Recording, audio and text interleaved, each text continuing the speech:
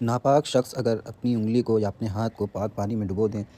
تو اس پر کیا حکم شرع لاگو ہوتا ہے؟ ہمارے بڑے بھائی نے سوال کیا ہے، تو چلیے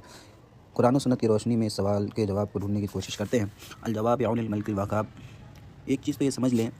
کہ اگر کوئی ناپاک شخص اپنے ہاتھ کو یا اپنی انگلی کو یا اپنے بدن کے کسی بھی عضو کو پاک پانی میں ڈبو دیتا ہے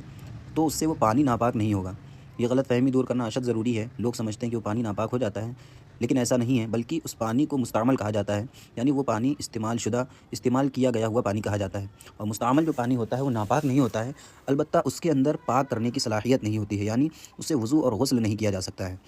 بحر شریعت حصہ دوم میں بھی صفحہ نمبر 333 میں صاحب بحر شریعت نے ذکر کیا ہے کہ جس شخص پر نہانا فرض ہے، اس کے جسم کا کوئی بھی بے دھلا ہوا حصہ پانی سے چھو جائے تو وہ پانی وضو اور غسل کے کام نہ رہا، یعنی اس سے اب وضو اور غسل نہیں کیا جا سکتا۔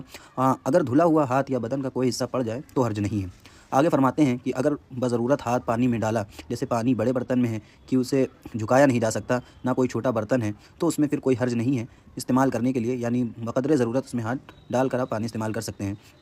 اور پانی میں ہاتھ پڑ گیا اور کسی طرح مستعمل ہو گیا اور آپ اب یہ چاہ رہے ہیں کہ وہ پانی کام میں آ جائے، تو اچھا پانی اس سے زیادہ اس میں ملا دیں، تو اب وہ پانی جو ابھی تک مستعمل تھا اب وہ غیر مستعمل ہو گیا، یعنی اب اس پانی سے وضو اور غسل دونوں ہی کیا جا سکتا ہے۔ آپ یوں کریں کہ دو ہی صورت ہو سکتی ہے، اگر مستعمل پانی ہے یا تو آپ اس کو پھینک دیں، لیکن ابھی کے وقت میں پانی کی بڑی اہمیت ہے اور لوگ اس کی قدر کو سمجھتے ہیں، تو دوسری صورت یہ ہے کہ آپ پانی کو نل کے نیچے رکھ دیں اور نل کو کھول دیں، اور نل کے کھولنے کے بعد جتنا پانی یعنی گر جانے دیں، کچھ دیر تک نل کو چلنے دیں اور پانی کو بہنے دیں، یہاں تک کہ کچھ دیر جب پانی بہہ جائے اب وہ پانی پاک ہے اور اس کے اندر پاک کرنے کی صلاحیت بھی ہے، اس سے وضو اور غسل دونوں ہی کرنا جائز ہے۔ واللہ تعالی اعلم بالصواب۔ آپ حضرات اپنے سوال بھیجتے رہیں، انشاءاللہ الرحمن پوری کوشش کے ساتھ آپ لوگوں کے سوالوں کے جواب بھیجنے کی کوشش کی جائے گی۔